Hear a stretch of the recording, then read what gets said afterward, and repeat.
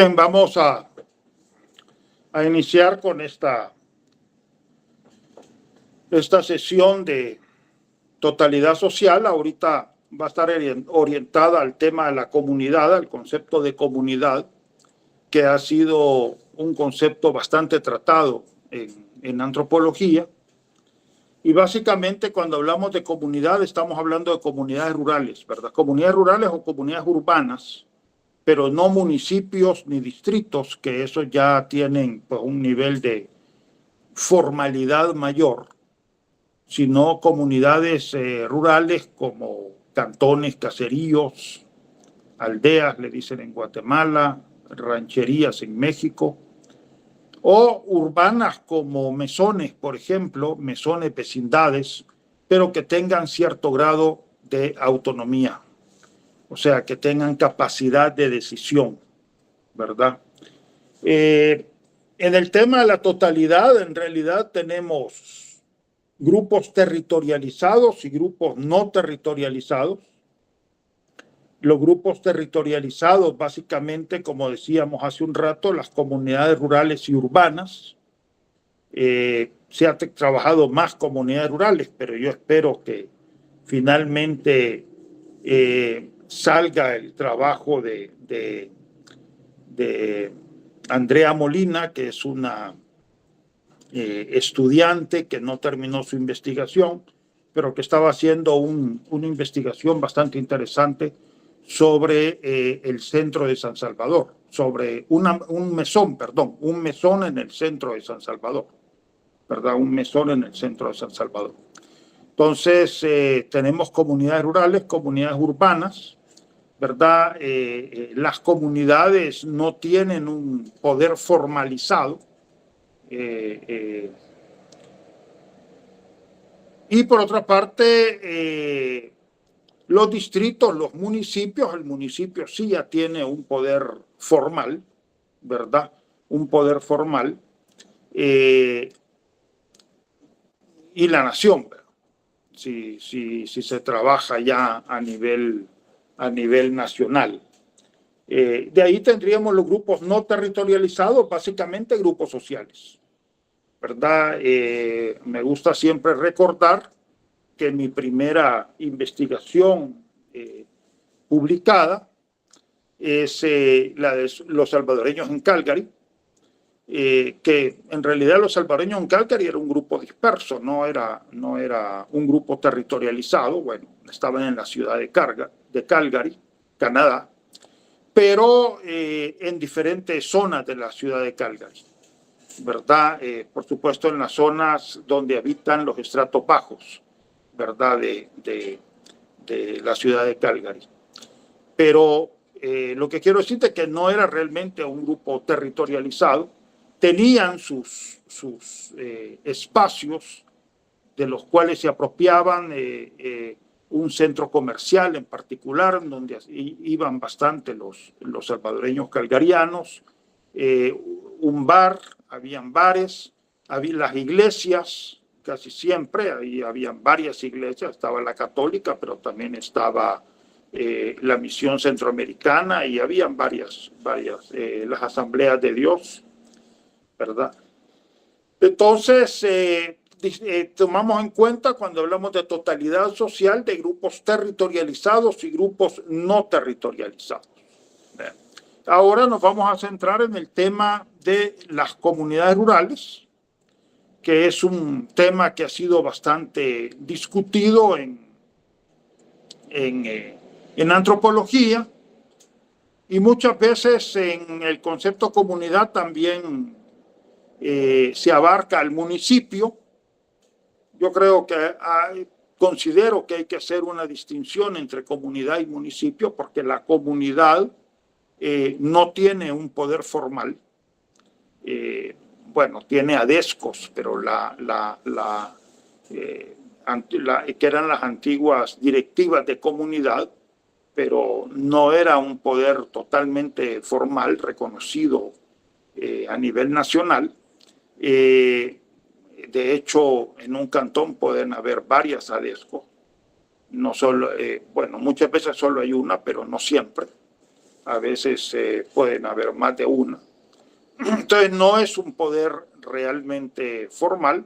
El poder formal es el municipio, ¿verdad? El municipio ahora, en el caso nuestro, el distrito, que en realidad el distrito es una representación del municipio, el distrito, luego el municipio y la nación.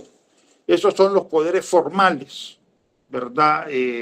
Entonces a mí me parece que sí es importante distinguir unidades territoriales que no tienen un poder formal, como el caso de las comunidades, sean rurales o urbanas, ¿verdad? Las unidades territoriales que sí tienen un poder político formal, como los distritos, los municipios y la nación. Y por otra parte, las totalidades no territorializadas que tienen que ver con grupos sociales, ¿verdad? Bien, hablando de comunidad, tomo el texto de Miguel Lisbona Guillén, La comunidad de debate, texto muy interesante, y el doctor Lisbona Guillén nos dice que la comunidad oscila entre el territorio y la conformación de relaciones sociales modélicas en ese espacio, ¿verdad? Hay un grado pues de romantización, de idealización en el caso de la comunidad. Se refiere a algo positivo, un lugar cálido, ¿verdad? Realmente, así hay que decir, se ha romantizado a las comunidades como si las comunidades no tuvieran conflictos internos, ¿verdad? Las comunidades que nosotros conocemos tienen conflictos internos. Entonces, en ese sentido, se toma el modelo de Ferdinand Tonis. Bueno, el doctor Lisbona Guillén toma el modelo de Ferdinand Tonis, ¿verdad? Como punto de partida. Tonis hace una distinción entre comunidad y asociación, ¿verdad? La comunidad como una forma genuina y perdurable de la convivencia natural y esencial, versus la asociación, que es una unidad más bien transitoria y superficial, racional, arbitraria e instrumental. O sea, la comunidad como algo que ha existido siempre, la asociación como algo que se instaura en un momento determinado. La comunidad, que tiene como base un consenso, armonía social, se ennoblece por los ritos, usos y la religión. Mientras que la asociación se concibe como una unidad de voluntades racionales, está basada en acuerdos y en una legislación política. La comunidad como la descripción, en donde la descripción es histórica, es natural y orgánica, mientras que la asociación, que en realidad está basada en el contrato. Entonces, aquí, en el fondo, si ustedes ven, está Juan Jacobo Rousseau, ¿verdad? Juan Jacobo Rousseau con su teoría del contrato, que en un momento dado, pues, se establece un contrato que regula la convivencia humana. Entonces,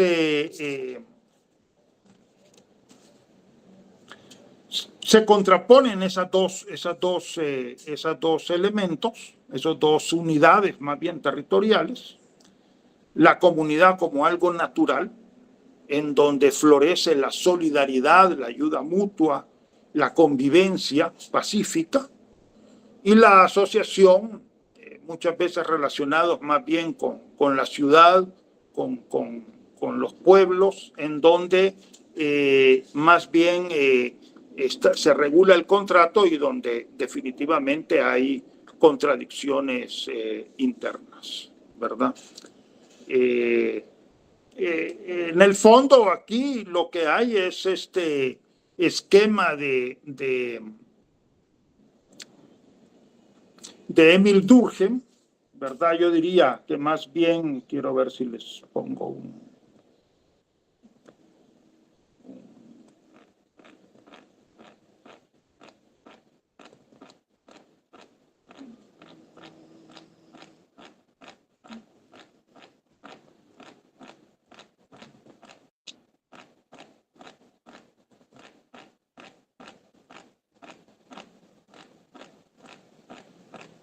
Bueno, no se los encontré en realidad. Lo que está ahí en el fondo es el esquema de Emil Durkheim de una sociedad de solidaridad mecánica y una sociedad de solidaridad orgánica. La comunidad más bien vendría a ser una sociedad de solidaridad mecánica, en donde la conciencia social se impone mecánicamente sobre los individuos.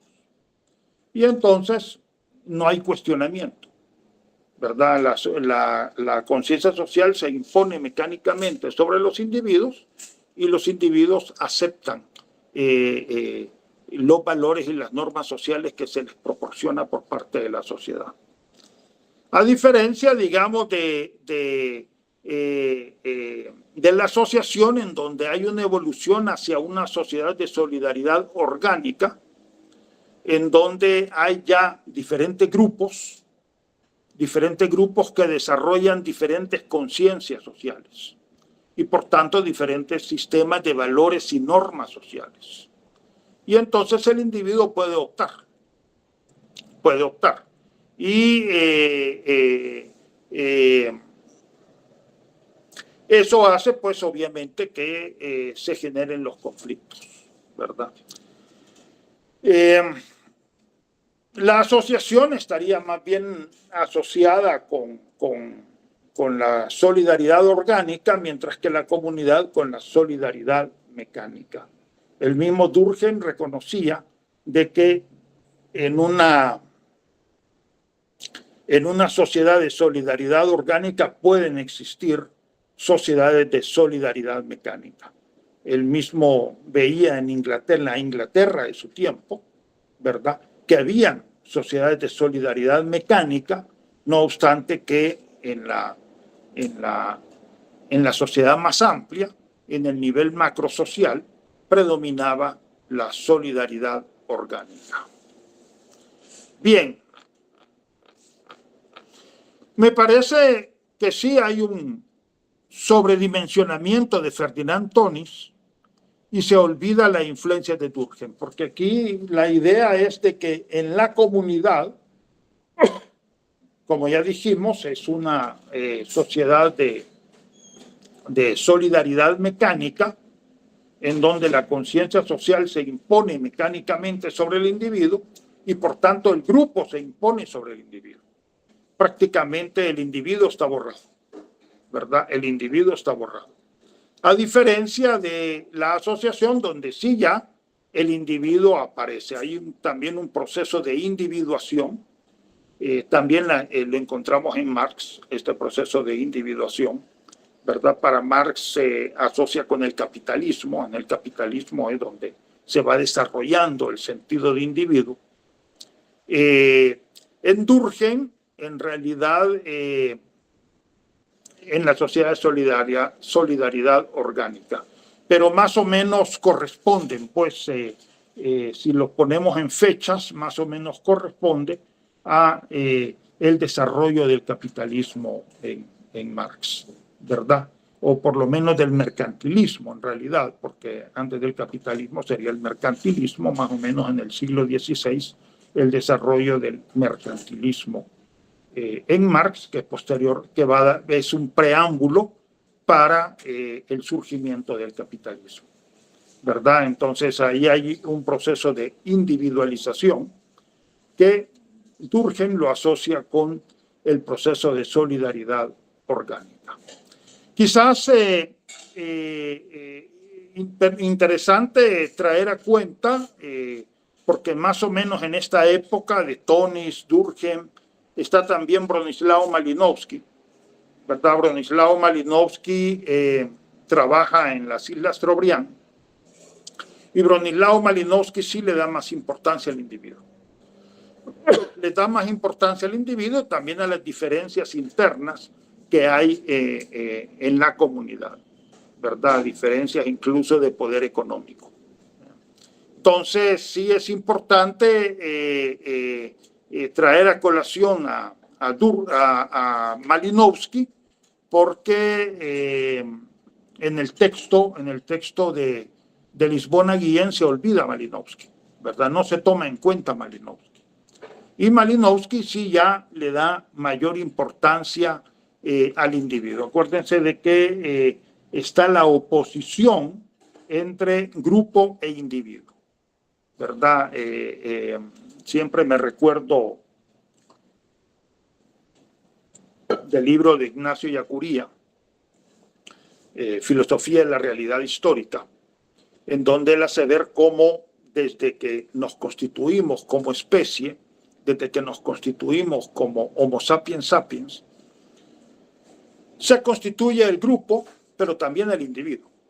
Siempre hay esta dialéctica de grupo e individuo. Lo que pasa, y ahí sí estoy de acuerdo con Durkheim, que el grupo se impone en un principio sobre el individuo. El individuo pues se encuentra subordinado al grupo prácticamente hasta la llegada del desarrollo del mercantilismo, posteriormente el capitalismo, ¿verdad? Y lo que Durkheim llamaría la sociedad de solidaridad orgánica, ¿verdad? Ahí ya se va desarrollando el sentido del individuo. Pero sí, desde el principio existe esa dialéctica entre grupo e individuo. Lo único es que el grupo se impone sobre el individuo. Entonces, lo que nos hace ver Bronislaw Malinowski es que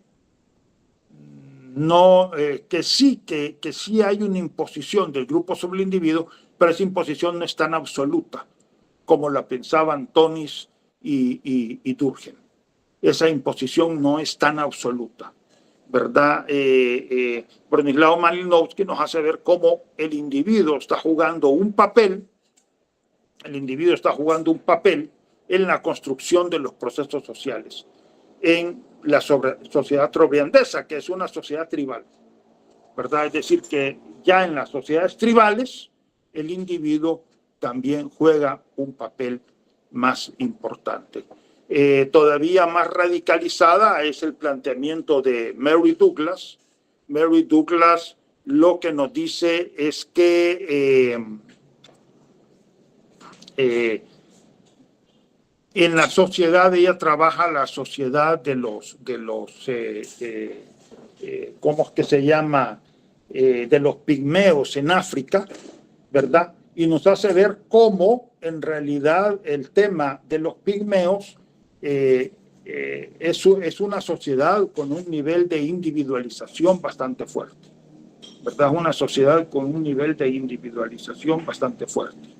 Es decir, que para ella el problema no es de desarrollo económico, sino de estructura social.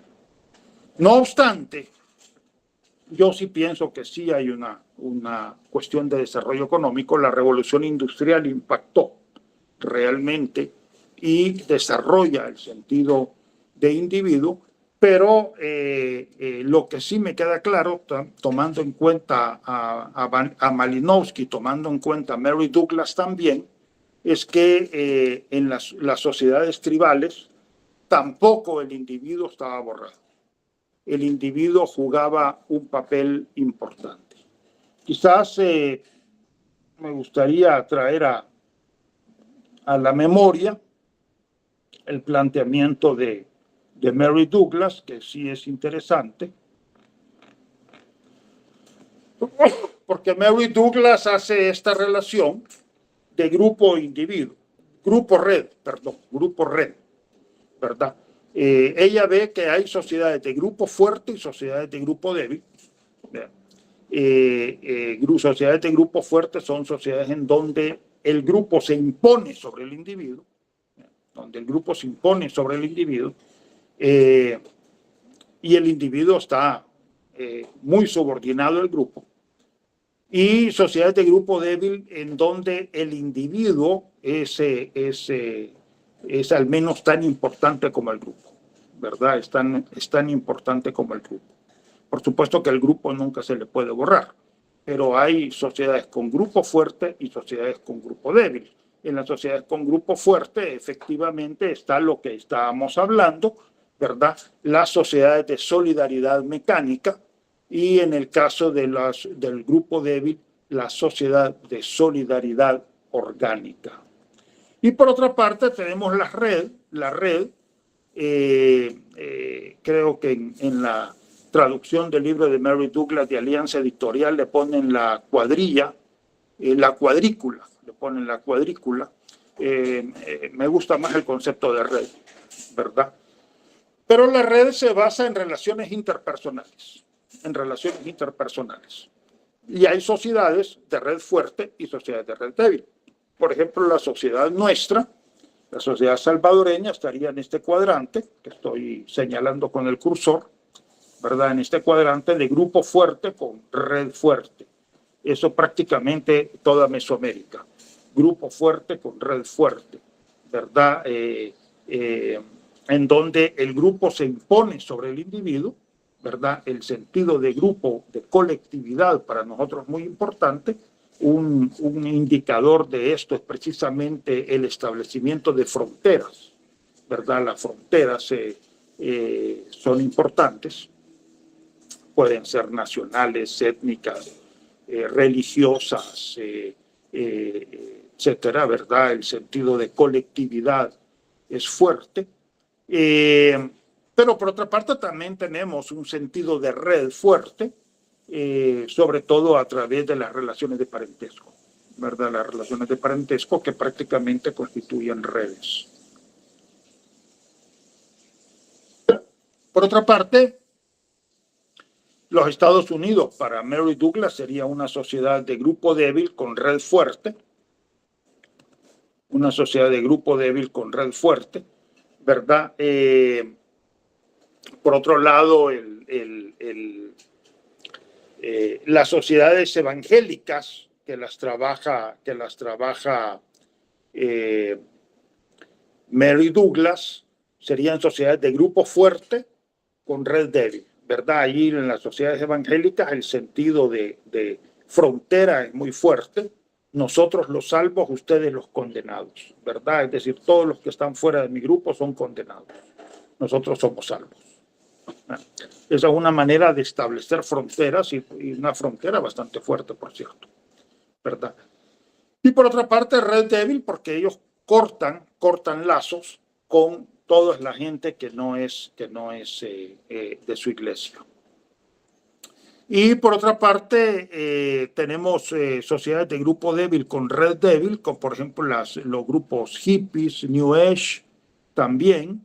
Y ya en el caso extremo, pues tendríamos la locura, ¿no? Cuando el ser humano ya corta con el grupo y con la red, prácticamente tendríamos la locura. Bueno, importante pues en esto, un indicador, por cierto, que toma Mary Douglas es el tema del cuerpo, que ya lo trabajaba Marcel Mauss, ¿verdad? Las técnicas del cuerpo, como en la sociedad de grupo fuerte tiende a esconderse el cuerpo, mientras que en las sociedades de grupo débil tiende a destaparse el cuerpo, a mostrar el cuerpo, ¿verdad? En realidad, nosotros hemos sido sociedades que hemos escondido el cuerpo y ahora, por la influencia de los Estados Unidos, esto se ha debilitado, pero históricamente hemos sido sociedades que hemos tendido más a esconder el cuerpo. Entonces, lo que sí es importante decir acá es que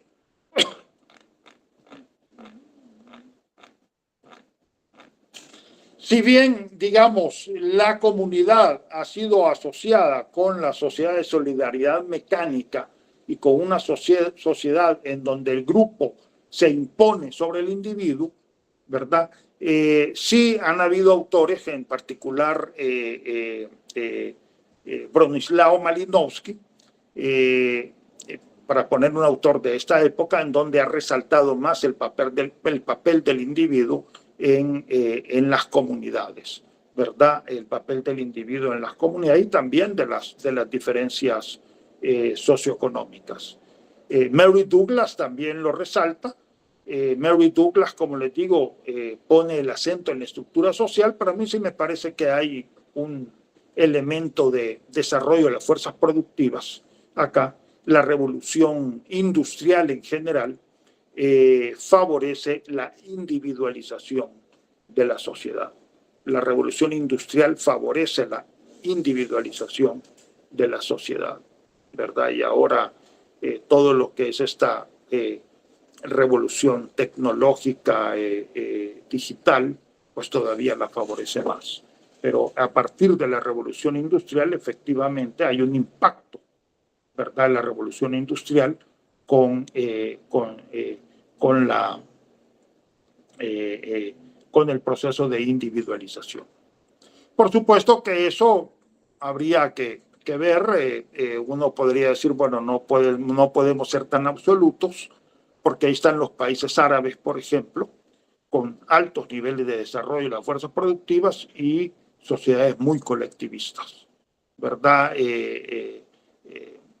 Habría que ver si esto se puede establecer, pues quizás podemos hablar de una tendencia, pero no de una ley, ¿no? No es algo pues que se pueda establecer en términos absolutos, ¿verdad? Pero sí hay, y también por otra parte, ya lo veíamos con Karl Marx, ¿verdad? Lo que es el modo de producción germánico. El modo de producción germánico a Marx le interesó mucho porque ya en sí mismo era bastante individualista, ¿verdad? Y estamos hablando de un nivel bajo de desarrollo de las fuerzas productivas, ¿verdad? Pero ya tenía un nivel individualista. Pero sigo insistiendo, me parece que la revolución industrial sí produce un impacto en el proceso de individualización, en reducir el nivel de imposición del grupo sobre el individuo, no obstante de que podamos tener ejemplos que contradicen la tendencia. Bien. Un autor que se toma normalmente en cuenta es a Robert Redfield. Robert Redfield establece este continuum folk urbano, el continuum folk urbano, que toma la sociedad urbana más importante. Él trabajó en la península de Yucatán, ¿verdad? Y la sociedad urbana más importante era Mérida, la ciudad de Mérida. Toma la ciudad de Mérida y observa cómo en la medida que las poblaciones se alejan del centro urbano, entonces efectivamente tienden a ser sociedades, digamos, más unificadas, homogéneas, y en la medida que se van acercando a la sociedad urbana, que se va constituyendo en una sociedad de clases, entonces la sociedad es más heterogénea y menos unificada. Es decir, en otras palabras, en la medida que se alejan de la sociedad urbana, nos observamos una sociedad basada en la solidaridad mecánica, mientras que en la medida que nos acercamos a la sociedad urbana, nos acercamos a una sociedad de solidaridad orgánica. En la sociedad más alejada del centro urbano está la comunidad de Tusic, ¿verdad? Que está basada en una sociedad rural, nos dice que está basada en un solo grupo étnico, y constituye una comunidad tribal. Aquí quizás dos observaciones de mi parte. Uno, de que en Mesoamérica no hubo tribus, ¿verdad? Entonces no podría ser una comunidad tribal, porque no hubo tribus, ¿verdad? En realidad las comunidades eran comunidades campesinas, como el caso de Joya de Serén, por ejemplo, u otras comunidades,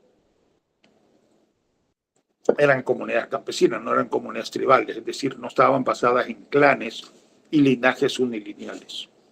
Entonces, eso quizás sería lo primero, ¿verdad? Dejémoslo que era una comunidad, simplemente. Y el hecho de que exista un grupo étnico, un solo grupo étnico, no quiere decir que sea homogéneo. Este es otro principio teórico del cual está partiendo Robert Redfield, que es falso, ¿verdad? Hay una gran cantidad, una variedad de ejemplos de grupos étnicos que más bien son heterogéneos, no son homogéneos. Tienen diferencias socioeconómicas, tienen diferencias políticas, y también pueden tener diferencias en la adscripción religiosa, ¿verdad? Sin embargo, Robert Redfield parte de que el hecho de que exista un solo grupo étnico implica una sociedad homogénea y tribal. Bueno, digamos que es la sociedad más alejada del centro urbano y por tanto, de acuerdo con este esquema, la sociedad más unificada, ¿verdad? Más unificada. Luego, acercándose a la sociedad urbana, comienza a darse la división en estratos socioeconómicos y clases sociales. Fíjense que el indicador en realidad que toma Robert Redfield es la clase social. Chancom y Citas, Chancom como una comunidad campesina y Citas como un pueblo, ¿verdad? Ya le pone la característica de comunidad campesina y no tribal.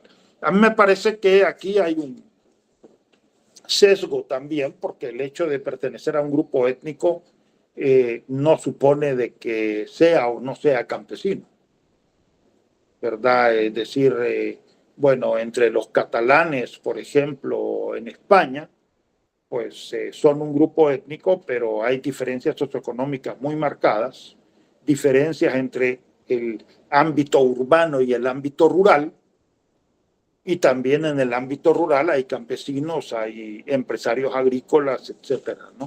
Es decir, el hecho de ser campesino no quiere decir de que ya no pertenezca con la misma fuerza a un grupo étnico. El campesino es un concepto, una categoría económica. Grupo étnico más bien es una categoría de carácter étnico, ¿verdad? Valga la redundancia. Entonces, pero así lo toma Robert Redfield, que comienza a darse la división en estratos socioeconómicos y clases sociales, y finalmente llega a la sociedad urbana, es decir, a la ciudad de Mérida, en donde la división en estratos socioeconómicos y clases sociales es lo predominante, ¿verdad? Si existen grupos étnicos, estos están subordinados a las divisiones en estratos socioeconómicos y clases sociales. Esto es lo que se llama el continuum folk urbano. Como ven, aquí la comunidad aparece como homogénea y autosuficiente, sin mayor contacto con el exterior. Ese es otro problema. Ya hemos dicho, nunca han existido comunidades homogéneas. Es decir, eso es algo que nos tenemos que quitar de la cabeza. En la cabeza de Robert Redfield sí existían, pero nunca han existido realmente comunidades homogéneas y tampoco autosuficientes. Nunca han habido comunidades autosuficientes. Marshall Sahlins nos hace ver cómo desde las sociedades tribales siempre ha habido comercio. El comercio ha sido fundamental porque nunca un pueblo ha logrado producir todo lo que necesita. Eso no se ha dado en la realidad. El pueblo nunca ha logrado producir todo lo que necesita. Siempre ha necesitado de lo que producen otros pueblos, ¿verdad? Otras comunidades, otras villas, otras sociedades, ¿verdad? Entonces, el comercio siempre ha sido fundamental. Por eso nos decía Eric Hobsbawm, siempre se ha producido excedente, siempre. Desde que el ser humano somos sapiens sapiens, siempre se ha producido excedente, ¿verdad? Y siempre el excedente ha sido un medio de comercialización, ¿verdad? Incluso veíamos en la sesión anterior, la moneda tampoco ha sido algo específico de la sociedad contemporánea. Los Baruya, por ejemplo, comerciaban con la sal, ¿verdad? Siempre ha habido equivalentes generales. La modalidad del capitalismo, lo decíamos y lo insisto, es que ese equivalente general en el capitalismo se ha vuelto un equivalente universal. Es decir, puedo comprar todo con el dinero, ¿verdad? Cosa que antes no, ¿verdad? Antes habían restricciones de las cosas que se podían comprar. Muchas veces la tierra no se podía comprar. En algunas sociedades la fuerza de trabajo tampoco se compraba, ¿verdad? Es decir, no todo se compraba. Habían objetos también religiosos que no se compraban, etcétera, ¿no? En el capitalismo, nos dice Maurice Godelier, el equivalente general se vuelve un equivalente universal. Pero definitivamente que nunca ha habido ni comunidades homogéneas ni autosuficientes, ¿verdad? Y entonces el doctor Liponaguien nos dice, bueno, esta idea de la comunidad homogénea y autosuficiente es la búsqueda de la comunidad pura, ¿verdad? La búsqueda de la comunidad pura. Por otra parte, tendríamos el planteamiento de Aguirre Beltrán, de Gonzalo Aguirre Beltrán, que se basa en Henry Maine. Y Henry Maine hace la división entre sociedades de estatus y sociedades de contrato, ¿verdad? Sociedades de estatus y sociedades de contrato. Y ubica a las sociedades indígenas en sociedades de estatus.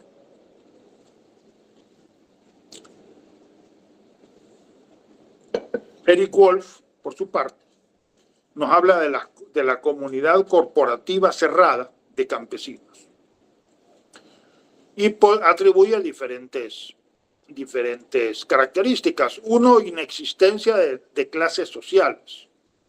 Bueno, si todos son campesinos, obviamente que no hay clases sociales, porque todos son campesinos.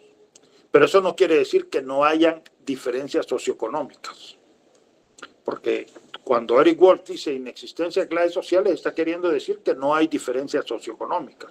Sí, cómo no, sí las hay. Yo en todas las sociedades campesinas que he trabajado, y ya he trabajado varias, incluyendo el cantón de Analco, la ranchería, perdón, de Analco, en San Juan Aguacatlán, Sierra Norte de Puebla, en México, ¿verdad? En todos los lugares que yo he ido, hay diferencias socioeconómicas, ¿verdad? Hay diferencias socioeconómicas, que eso, bueno, habría que discutir si se traduce en clase social o no, posiblemente no se traduzca en clase social, pero sí hay diferencias socioeconómicas. Hay gente que tiene más tierras, por ejemplo, que otra, gente que tiene más ganado que otros, y gente que tiene más bienes, pues en general, que otros, que acumula más bienes, ¿verdad? Esto incluso, ya lo vamos a discutir, también es reforzado por el sistema de cargos políticos religiosos. Entonces sí hay diferencias socioeconómicas, aunque Eric Wolf diga que no hay clases sociales. Pues, podría estar de acuerdo en que no hay clases sociales, pero sí hay diferencias socioeconómicas. Limita los derechos, en la segunda característica de Eric Wolf, limita los derechos y privilegios de sus miembros. Sí estaría de acuerdo que hay cierta limitación de derechos y privilegios de sus miembros, aun y cuando sean sociedades abiertas, pero también la apertura tiene límites, ¿verdad? No, la apertura nunca es absoluta. Aislamiento de la sociedad mayor, no, definitivamente no. Nunca las comunidades campesinas en Mesoamérica estuvieron aisladas, nunca. En la época prehispánica, las comunidades campesinas estaban articuladas a un centro urbano de poder económico, político y religioso. Si vamos a hablar de Joya de Serén, por ejemplo, San Andrés. San Andrés era el centro de poder económico, político y religioso. Y prácticamente todas las pirámides que ustedes ven, Copán, Tikal, han sido centros urbanos en diferentes épocas de periodo de la historia, han sido centros urbanos de poder, con poder económico, político, donde se asienta el poder económico, político y religioso, ¿verdad? Y en torno a ellos han habido un conjunto de comunidades campesinas, ¿verdad? Que mantienen relación con el centro urbano. Las comunidades campesinas en Mesoamérica nunca han estado aisladas, nunca, ¿verdad? Quizás en la mente de Eric Wolf, pero no en la realidad. Y mucho menos posterior, la colonia estuvieron integradas ya en la época del capitalismo, por supuesto que sí. Comunidades aisladas nunca han habido. Redistribución del excedente mediante el sistema de cargos políticos religiosos. Sí, es interesante el caso del sistema de cargos políticos religiosos, ¿verdad? Que consiste en un conjunto de cargos religiosos que se comprometen con la realización de las fiestas de los santos, y esto entroncaba en realidad con el poder político. Esto, a mi forma de ver, en El Salvador llegó hasta mediados del siglo XX,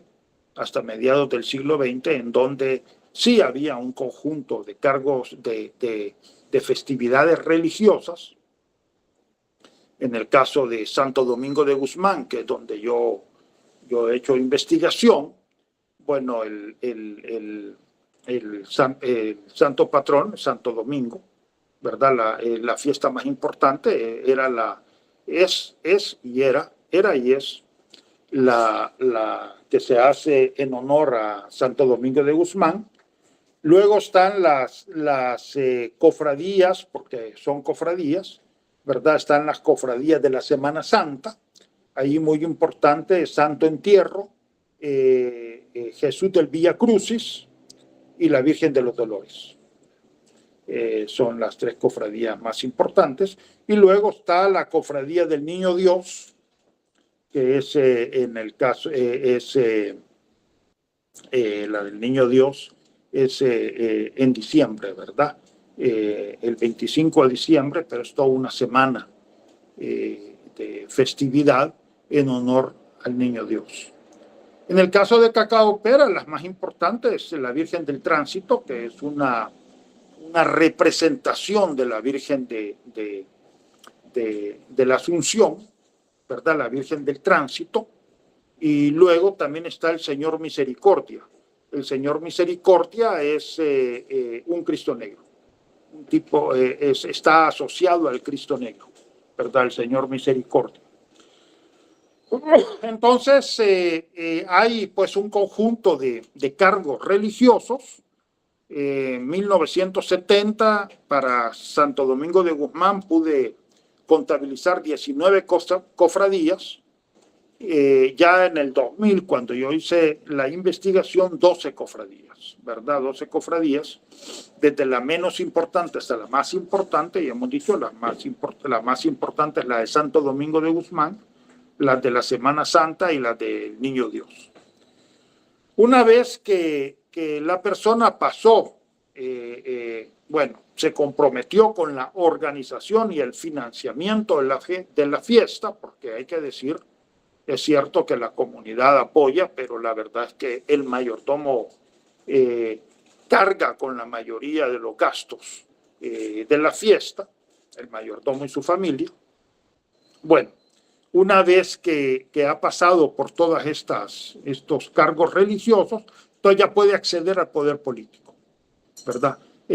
Básicamente concejales, ser concejal, finalmente alcalde, y una vez que pasó, si fue exitoso en todos estos cargos, bueno, pasa a formar parte del Consejo de Ancianos. Esto estuvo presente en El Salvador hasta mediados del siglo XX. A partir de mediados del siglo XX, en el Santo Domingo de Guzmán comienza a desarrollarse el Grupo Ladino, ¿verdad? Establece la separación entre la política y la religión, ¿verdad? Como demanda la orientación liberal, ¿verdad? La separación entre lo político y lo religioso. Las cofradías se vuelven más propiamente religiosas y más propiamente indígenas, ¿verdad? Y más propiamente indígenas. Bien, esto se ha interpretado, Eric Wolf lo interpreta como una redistribución, ¿verdad? Como que, bueno, el mayordomo acumula una cantidad de bienes por varios años, ¿verdad? Y en la festividad los reparte, se puede decir, los proporciona, los da a la mayoría de la población, ¿verdad? El mayordomo financia la comida, financia la bebida. Antes, pues, se financiaba el alcohol. Ahora ya les prohibieron el alcohol por una influencia de los evangélicos. Ya no quieren que tomen alcohol. Ahora toman horchata y agua de Jamaica, ¿verdad? Ya no toman alcohol. Y esto, por supuesto, les reduce los costos. Les reduce los costos. Entonces,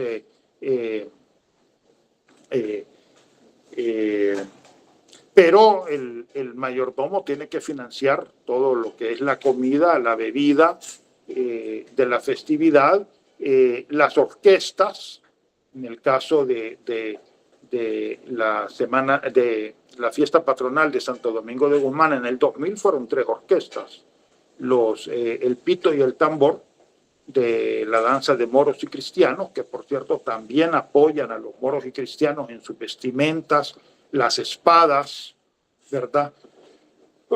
El conjunto de cuerdas y en este caso iba el conjunto musical de la orquesta de la Policía Nacional Civil. Entonces, bueno, todo eso también se financia, los cohetes, ¿verdad? Los cohetes, hay que comprar los cohetes. Bueno, hay pues una serie, se hacen casi siempre campeonatos de fútbol, entonces hay que comprar los trofeos, lo que se va a dar a los ganadores, ¿verdad? Entonces todo eso implica pues un gasto que Eric Wolf lo interpreta como una redistribución. Alguien que ha acumulado y ahora lo redistribuye al grueso de la población. Mi investigación de campo, tanto en Santo Domingo de Guzmán como en Cacao Pera, es que los mayordomos de los santos más importantes, ¿verdad? Es la gente más poderosa económicamente al interior de la población indígena. Es la gente indígena, las personas indígenas más poderosas del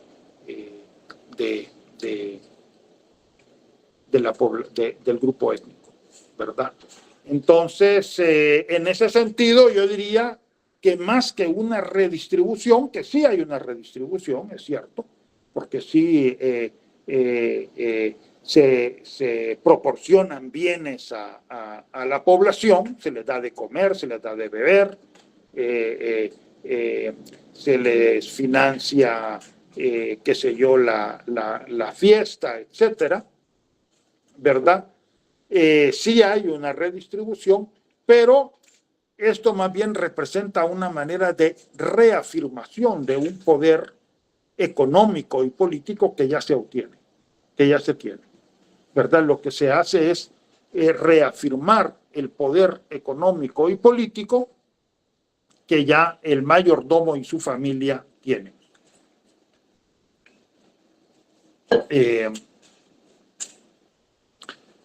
Y si uno ve, por ejemplo, en el caso de los mayordomos, yo sí saqué un poco la historia de los mayordomos. Por ejemplo, el mayordomo de Santo Domingo, el papá de él había sido mayordomo de Santo Domingo. Y el abuelo también había sido mayordomo de Santo Domingo. Entonces no es algo que lo mismo también en Cacaopera. El papá del mayordomo de la Virgen del Tránsito había sido el mayordomo de la Virgen del Tránsito. Y el abuelo también.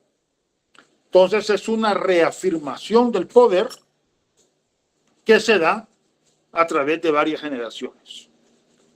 A mi forma de ver es eso, es más una reafirmación del poder, un poder económico y político que ya tienen, que ahora es reforzado por el prestigio y el renombre. Por el prestigio y el renombre que da la financiación de la fiesta. Bien.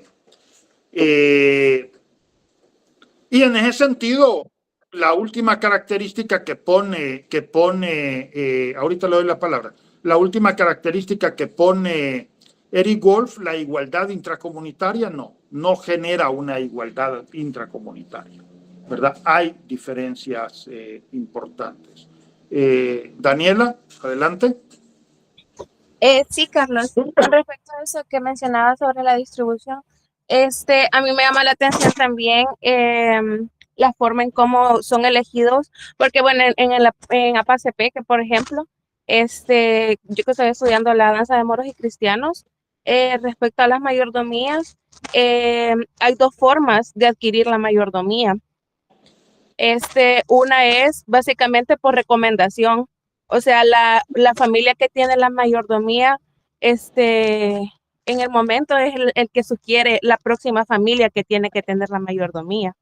Sí. Y la otra forma es que las personas pidan la mayordomía para darle un servicio al santo. Entonces, igualmente, se cumple con toda esa parte de que ellos básicamente tienen que llevar a cargo la organización de la fiesta patronal y también todo lo que tenga que ver con el santo y también cargar con los gastos económicos que esta fiesta requiere. Entonces, Ahí podemos ver ahí cómo se va ejerciendo esa relación del poder, ¿verdad? Entonces, sí. Correcto. Ahí lo que tiene que ver realmente es cómo eso se lleva a la práctica, porque eso fue lo que yo observé. Sí, también en Cacaopera y en Santo Domingo, teóricamente el mayordomo se elige cada 2 años, ¿verdad? El mayordomo se está eligiendo. Y como usted dice, hay peticiones, pero en la práctica, por lo menos tanto en Cacaopera como en Santo Domingo, básicamente es el mismo. O es alguien cercano de su familia, ¿verdad? Básicamente, en realidad es el mismo. Es la misma persona la que está ejerciendo el cargo de mayordomía por un tiempo prolongado. Y yo lo que pude observar es que en realidad es el padre el que también era el mayordomo, y el abuelo, ¿verdad? Entonces hay una continuidad ahí también a nivel de ejercicio del poder. Y la razón, y una de las razones, no es la única, es que la mayordomía en realidad es cara, ¿verdad? Si uno ya hace números, yo los hice en el caso de Santo Domingo, no, aún sin el alcohol, sigue siendo cara. Entonces, no cualquiera tiene capacidad de cubrir esos gastos, ¿verdad? No cualquiera tiene capacidad de cubrir esos gastos.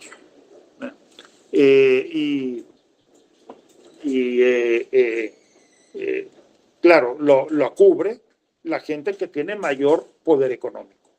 Entonces, al final, las cofradías son un medio de reafirmación del poder económico y político en la comunidad, ya que tienen el poder económico político, reafirmarlo a través del prestigio y el renombre. Bien, otro autor que ha sido considerado es Sol Tax. Sol Tax trabaja en el occidente de Guatemala, también trabaja este tema de la jerarquía político-religiosa, ¿verdad? Y algo quizás que no se menciona en este texto es el trabajo de Sol Tax sobre lo que él denomina el capitalismo del centavo. Sol Tax habla del capitalismo del centavo. ¿Qué quiere decir con eso? Que los indígenas y los campesinos en realidad son capitalistas en potencia, ¿verdad? Son capitalistas en potencia, es decir, que si se les da los medios suficientes se vuelven capitalistas. Yo ahí no estoy de acuerdo y ahí sí tomaría la teoría de Eric Wolf, ¿verdad? Y de Maurice Godelier, tomaría también la teoría de Maurice Godelier, en el sentido de que hay lógicas diferentes en la economía, ¿verdad? El campesino es campesino no porque no tenga los medios para ser capitalista, sino que porque su orientación, la orientación de la actividad económica es otra. Ellos están orientados más a la satisfacción de las necesidades básicas del grupo doméstico que a la maximización de beneficios, ¿verdad? Que a la maximización de beneficios. Bueno, en ese sentido, quizás en términos de Pierre Bourdieu, le dan mayor importancia o tanta importancia al capital social como al capital material, ¿verdad? En el capitalismo, el capital material se impone sobre los demás tipos de capital. En el caso de las sociedades campesinas, indígenas, campesinas y en general, yo diría de los estratos bajos, urbanos y rurales, ¿verdad? Todo lo que conocemos como economía de subsistencia, se le da mucho peso al capital social, ¿verdad? Al capital social. En el caso de mi libro de salvadoreños en Calgary, lo decían los salvadoreños en Calgary, es que aquí no se trabaja para vivir, aquí se vive para trabajar, decían los salvadoreños en Calgary, ¿verdad? Protestando pues por el sistema económico de Calgary, en donde ahí no se trabaja para vivir, sino que se vive para trabajar. Entonces hay una resistencia del campesino y de los estratos bajos, en realidad, de integrarse totalmente al capitalismo. Bien. Y en ese sentido, la crítica en general a todos estos trabajos de la comunidad como estable, en equilibrio, armónica, continuidad con el pasado. Vean. La reacción a esto es la aplicación del marxismo a las comunidades. Se pasa de la idea de una comunidad autosuficiente a relaciones mercantiles, ¿verdad? Hacia las relaciones mercantiles. Ya la incidencia del capitalismo, pero básicamente a través del mercantilismo. Y la incorporación de las comunidades a una perspectiva regional y nacional. En ese sentido, podríamos establecer este esquema, ¿verdad? La comunidad homogénea, armónica, en contraposición a la comunidad como simulacro. No me termina de gustar esta idea de comunidad como simulacro, porque simulacro prácticamente es como decir, digámoslo en buen salvadoreño, la comunidad como paja, ¿verdad? La comunidad como paja o la comunidad como ficción, si ustedes quieren llamarlo así, ¿no? Es decir, como simulacro. A mí me parece que hay una tercera opción y es la idea, por cierto, favorecida por Maya Lorena Pérez, mi persona, la comunidad como construcción social. La comunidad como construcción social, la comunidad como algo que no está dado, sino que se construye socialmente, ¿verdad? Y es heterogénea, no es homogénea, ¿verdad? Hay diferencias socioeconómicas, hay diferencias de religión, hay diferencias políticas, de orientación política, hay diferencias también entre la gente que vive en el centro de la comunidad y los que viven en las periferias. Por ejemplo, en El Salvador los cantones están divididos en caseríos, ¿verdad? El caserío central siempre ejerce el poder sobre los caseríos periféricos, ¿verdad? Entonces siempre hay esta oposición entre centro y periferia.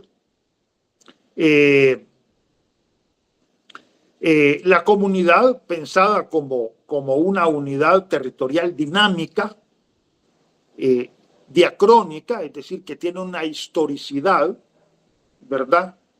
Integrada a la sociedad mayor, nacional y global, no solo regional, nacional y global,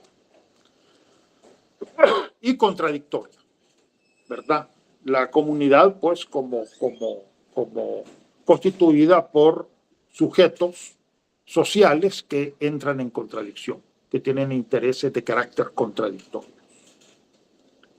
Bien, en este espíritu, entonces, podríamos emerger a este concepto de comunidad como un grupo de carácter territorial que tiene el territorio como centro, pero que no se limita a este y que incorpora la dinámica de totalidad social. Es decir, una historia propia, un sistema de relaciones sociales y sistema de valores y normas sociales propio y que incorpora el principio de autonomía. En el caso de las comunidades rurales, básicamente este principio de autonomía se basa en un poder de carácter informal, pero siempre se reconoce la autonomía. En el conflicto de Joya de Serén, por ejemplo, el conflicto por el agua en Joya de Serén, bueno, en ese caso, cuando el conflicto estaba muy fuerte, básicamente entre dos ADESCO, entre la ADESCO Jose, que es la ADESCO Joya de Serén, y la ADESCO Alcac, que es la ADESCO Serén, llega el alcalde de San Juan Opico y dice: los problemas de Joya de Serén los va a resolver Joya de Serén, ¿verdad? Los problemas de Joya de Serén los va a resolver Joya de Serén. Eso obviamente es un reconocimiento de autonomía política, ¿verdad? Una autonomía política no formal, pero sí se reconoce la autonomía política. En general, los cantones y los caseríos también tienen autonomía política. Ahora reafirmada por las ADESCO, ¿verdad? Muchas veces las ADESCO se crean y se crean en función de caseríos. Bien. Las consecuencias filosóficas de esto, obviamente que la orientación liberal que tiende a resaltar al individuo, ¿verdad? Y tiende a reafirmar el individualismo, y una orientación social que más bien resalta lo comunitario, ¿verdad? Que resalta lo comunitario. Es la oposición que teníamos aquí entre comunidad homogénea, armónica, comunidad como simulacro, pero establecemos este concepto de comunidad basado en la construcción social heterogénea, dinámica, diacrónica, integrada a la sociedad mayor y contradictoria. Bien. Y siempre tomar en cuenta que los conceptos evolucionan, ¿verdad? Como ya lo hemos discutido con Joseph Llovera, siempre los conceptos están evolucionando.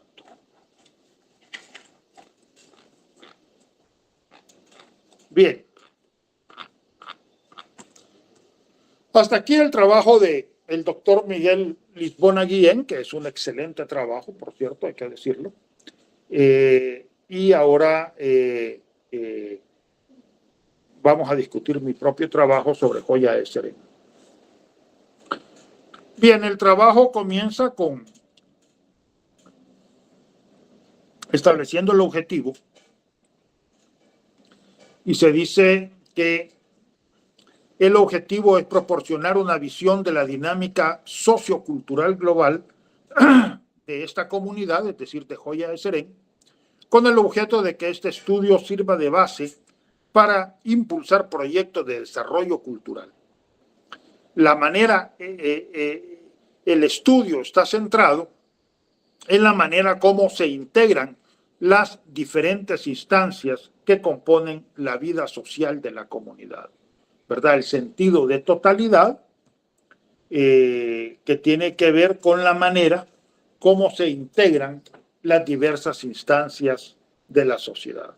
Muchas veces nos han dicho de que el estudio de totalidad no es posible porque no es posible abarcar la totalidad. Miren, la cuestión es que con la totalidad lo que estamos discutiendo es la manera como se integran las diversas instancias de la sociedad, ¿verdad? La historia con la estructura o sistema de relaciones sociales que tiene que ver con el nivel ecológico, económico, las relaciones de solidaridad, ayuda mutua, las relaciones de poder y la estructura o sistema de valores sociales, es decir, la dimensión simbólica.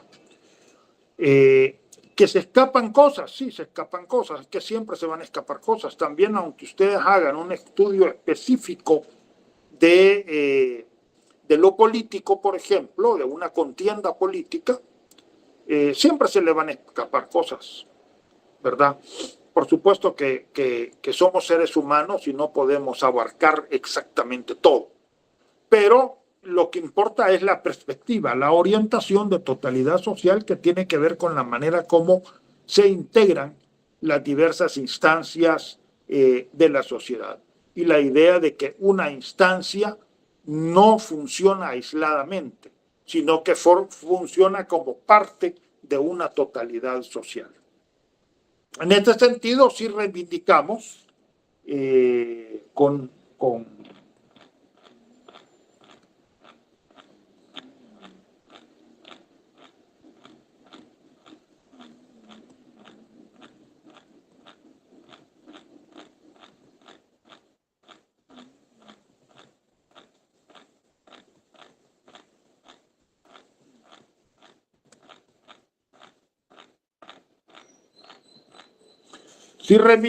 con Althusser la idea de mantener las dinámicas propias de cada una de las instancias. Es decir, partimos de una visión de totalidad social, pero reconocemos que dentro de la totalidad social hay diversas instancias y que estas instancias es importante mantenerlas, reconocerlas, porque tienen una dinámica propia. Tienen una dinámica propia. Así tenemos pues el nivel ecológico, bueno, la historia, ya lo hemos dicho, el nivel ecológico, la economía, la estructura social y la estructura simbólica. ¿Verdad? Bien, en todos ellos hay una dimensión estructural que es de carácter universal y un nivel sistémico que tiene que ver con la formación social específica de cada una de las comunidades o de las poblaciones que nosotros trabajamos. Bien. En general, en El Salvador han predominado las investigaciones sobre temas especializados como la economía y la política. La economía, sin embargo, es importante reivindicar esta visión de totalidad social, porque incluso la economía, como ya lo hemos dicho, es parte de una totalidad social, ¿verdad? Es parte de una totalidad social, tiene que ver el medio ecológico, ¿verdad? Si estamos trabajando con sociedades campesinas, bueno, la calidad de la tierra tiene que ver, es decir, el medio ecológico definitivamente es importante, entendido como socioambiente, porque el ser humano interviene directamente en la ecología. La economía, la lógica económica, la lógica con la cual se produce, acuérdense, lo que distingue las diferentes épocas de la historia, decía Marx, no es lo que se produce, sino cómo se produce. El mismo maíz se puede producir bajo una lógica de subsistencia, el tema de la milpa, por ejemplo, o se puede producir bajo una lógica de maximización de beneficios, que de hecho se hace. Las relaciones de solidaridad, de ayuda mutua, fundamentales, porque en una economía campesina básicamente es el grupo doméstico el que constituye la fuerza de trabajo, por eso hablamos de un modo de producción doméstico. Las relaciones de poder, ¿verdad? Y la estructura simbólica que tiene que ver con la orientación que la actividad económica tiene. Entonces, vemos el fenómeno en su totalidad como hecho social total, como diría Marcel Mauss, pero al mismo tiempo reconocemos la especificidad de cada una de las instancias. Bien. El criterio fundamental que rige esta investigación, me estoy refiriendo a Joya de Serén, es que la comunidad rural debe ser considerada como totalidad social. Este carácter de totalidad exige tratar a la comunidad o cantón desde la perspectiva de su funcionamiento integral, en el sentido de que cada una de las partes se encuentra en una relación de interdependencia e interdeterminación con respecto a las demás partes que constituyen el todo social, de tal manera que entre una instancia de la sociedad y las demás existe una doble determinación. Un movimiento que va de una instancia determinada hacia las demás instancias o partes de la sociedad y otro que va de estas hacia la primera. Entonces, en otras palabras, establecemos un doble movimiento. Si ustedes trabajan un aspecto específico, digamos que trabajan en lo económico, entonces, como una instancia determinada se relaciona con las demás instancias de la sociedad y de la sociedad como un todo, no sé si va a ser un cantón, un caserío o un grupo social determinado, con la sociedad como un todo, y otro movimiento que va de la sociedad como un todo y de las diversas instancias de la sociedad hacia la instancia específica que nosotros estamos trabajando, ¿verdad? Entonces, por tanto, dice la determinación del todo sobre las partes, es decir, es el todo el que finalmente está determinando las partes. ¿Qué instancia en particular condiciona más fuertemente? Yo lo dejo eso a la investigación empírica. Lo dejo a eso a la investigación empírica. En el caso de mi investigación de Joya de Serén, pues yo diría que lo económico y la dinámica de los grupos domésticos, digamos, son las instancias que más condicionan el devenir de la sociedad rural. En el caso de Guarjila, en el oriente de Chalatenango, como ellos se incorporaron al movimiento revolucionario, ahí sería siempre la dinámica de los grupos domésticos y la familia ampliada, es decir, el parentesco, y la estructura política, ¿verdad? La estructura o sistema político, que es el que está también condicionando la constitución de la comunidad. Bien.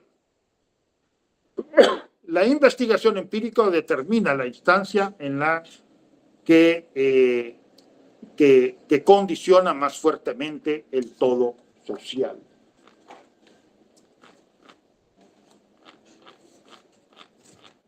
3 niveles de interpretación.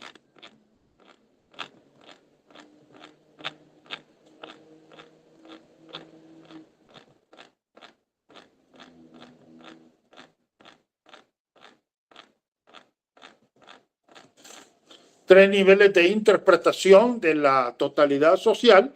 La historia, muy importante tomar en cuenta la historia, el funcionalismo en general, tanto el estructural funcionalismo, bueno, quizás el funcionalismo culturalista estadounidense sí ha tomado más en cuenta la historia por la influencia de Franz Boas, pero Malinowski no. El libro de Malinowski comienza cuando Malinowski llega a las Islas Trobriand, lo mismo que el libro de Evans Pritchard de los Nuer comienza cuando Evans Pritchard llega a la sociedad Nuer. Entonces, el estructural funcionalismo en particular, y yo diría que buena parte del culturalismo, del funcionalismo culturalista estadounidense, no han tomado en cuenta la historia, ¿verdad?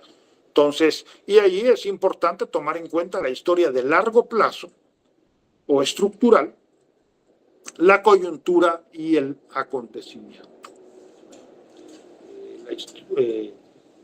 Luego, la estructura o sistema de relaciones sociales, que ya lo hemos visto, ecología, economía, relaciones de parentesco, relaciones de poder, y la estructura o sistema de valores y normas sociales, es decir, la dimensión simbólica.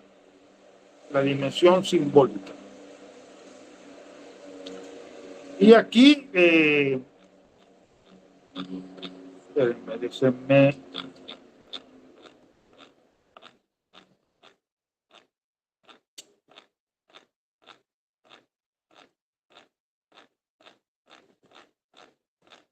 Esto sería. Aquí, obviamente, la contraposición del método sintético con el método analítico, ¿verdad? El método sintético que parte de la totalidad social como punto de partida y que genera un proceso de contextualización. Es decir, ¿qué supone esto? Bueno, que si vamos a trabajar un cantón, partimos del cantón, ¿verdad? Como totalidad social, y a partir de ahí, pues, podemos hacer dos cosas. O estudiar el cantón como totalidad social, ¿verdad? O estudiar un aspecto específico, que puede ser una contienda política, una actividad económica, una actividad religiosa, etc. Y lo mismo lo podemos hacer con los grupos sociales no territorializados, ¿verdad? Es decir, partimos de la totalidad en la cual se mueve el grupo social, ¿verdad? Obviamente partimos de la cuestión ecológica, porque el grupo social se mueve en un espacio determinado, y de ahí vemos las diversas instancias, cómo se desarrollan en las diversas instancias del cuerpo social. Y si queremos centrarnos en un aspecto, nos podemos centrar en un aspecto, pero sin desligarlo de la totalidad social. En contraposición al método analítico, que más bien tiende a descomponer la realidad en partes y favorece el análisis a partir del aislamiento, ¿no? Es el modelo de las ciencias naturales, ¿verdad? El biólogo que aísla la célula, la descompone, la trabaja en partes y luego la incorpora al todo, que es el cuerpo humano. En el caso de la antropología, bueno, tenemos el ejemplo de Levi-Strauss, que aisló los mitos, ¿verdad? Los extrajo, los descompuso, los analizó muy a fondo, y la verdad es que nunca lo reintegró al todo, porque de los 7 tomos de las mitológicas, yo me leí 5 y yo nunca vi la sociedad de la cual extrajo los mitos, ¿verdad? Nunca supe de qué sociedad realmente extraía los mitos. Nunca hubo un estudio de esa sociedad. Por eso es de que aunque estudiemos fenómenos simbólicos, podemos basarnos en el método sintético, ¿verdad? En el caso del discurso, hemos hablado de una etnografía del discurso, ¿Por qué una etnografía del discurso? Porque necesitamos conocer la sociedad en donde se produce el discurso, ¿verdad? Como diría Valentín Voloshinov y Mikhail Bakhtin, el enunciado no se entiende sin el sujeto de la enunciación. El enunciado no se entiende sin el sujeto de la enunciación. Y el sujeto se mueve en un espacio determinado. Entonces el sujeto constituye una totalidad social, forma parte de un grupo, ¿verdad? Por ejemplo, si vamos a trabajar el tema de la memoria, yo he trabajado el tema de la memoria histórica, los discursos de la memoria histórica. Bueno, el discurso de la memoria histórica no se hace en el aire. No son angelitos los que producen el discurso de la memoria histórica, son seres humanos que viven en espacios físicos concretos, ¿verdad? En este caso, en un cantón, Guarjila, y en un municipio, ahora distrito, pero en ese tiempo municipio, San Antonio de los Ranchos, ¿verdad? Entonces, bueno, hay que dar cuenta de ese cantón y de ese municipio en donde se está produciendo el discurso de la memoria. Y allí tomar en cuenta la historia, pero también la dimensión ecológica, la economía, las relaciones de solidaridad, ayuda mutua, el parentesco en particular, las relaciones de poder y obviamente la dimensión simbólica, los valores y normas sociales que orientan la vida diaria de los individuos, ¿verdad? Entonces, nosotros favorecemos, junto con Víctor Turner, Clifford Geertz y otros, el método sintético como el propio de la antropología.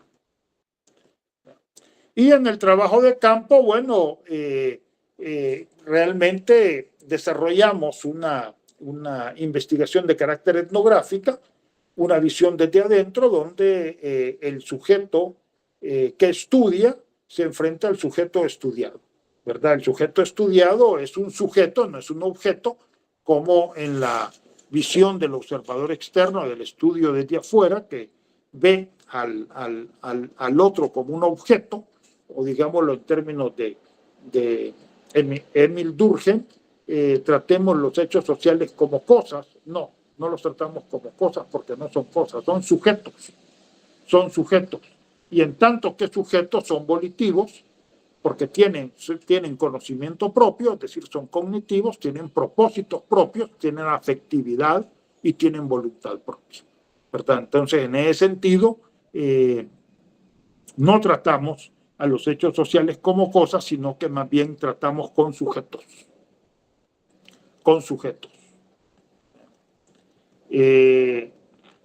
Y finalmente, en el tema de la etnografía, sí tomar en cuenta el fenómeno de la sobreidentificación o el nativismo en el cual podemos caer, ¿verdad? El hecho de que nosotros no somos siempre portavoces de los sujetos sociales, sino que más bien tenemos que desarrollar nuestra propia interpretación. Por eso, Dan Sperber nos dice que la antropología genera una interpretación de interpretaciones, ¿verdad? Genera una interpretación de interpretaciones. Y es importante tomar en cuenta eso. Ahora, con la influencia del culturalismo estadounidense, porque hay que decir que sí hay bastante influencia del culturalismo estadounidense, el funcionalismo culturalista estadounidense es empirista, ¿verdad? Es empirista, como todo el funcionalismo, ¿verdad?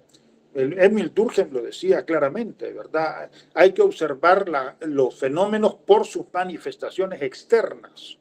No, señor, no hay que observarlos por sus manifestaciones externas. Hay que observarlos a partir de su esencia, de su estructura profunda, no a partir de sus manifestaciones externas. Pero el funcionalismo culturalista estadounidense pues toma esta idea y es muy empirista. Acuérdese que uno de los padres del funcionalismo culturalista estadounidense es Bronislaw Malinowski, ¿verdad? Entonces es muy empirista, ¿verdad?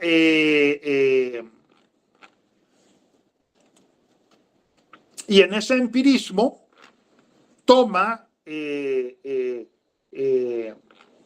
los conceptos de los sujetos sociales como que si fueran los conceptos verdaderos del fenómeno, ¿verdad? Es decir, confunden el fenómeno con el discurso émico, con el discurso del sujeto social, ¿verdad? Y a mí me parece que más bien debe de haber una dialéctica entre el discurso del sujeto social y el discurso del investigador, entre el discurso émico y el discurso ético, entre el discurso del sujeto social y el discurso del investigador. Y la última palabra la tiene el investigador, no el sujeto social, ¿verdad? La tiene el investigador. Los negros en Estados Unidos se reivindican como raza. Entonces todos los académicos en Estados Unidos hablan de raza. Pero sabemos que las razas no existen, que no hay razas, que las diferencias entre los seres humanos no son biológicas, son socioculturales. No porque los negros se digan raza, entonces nosotros vamos a repetir como loros que somos raza. No.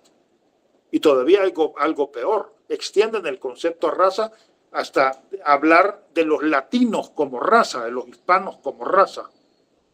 Pero si entre los hispanos hablemos desde los más blancos hasta los más morenos, ¿verdad? Pero como los negros dicen que son raza, pues todos somos raza. No.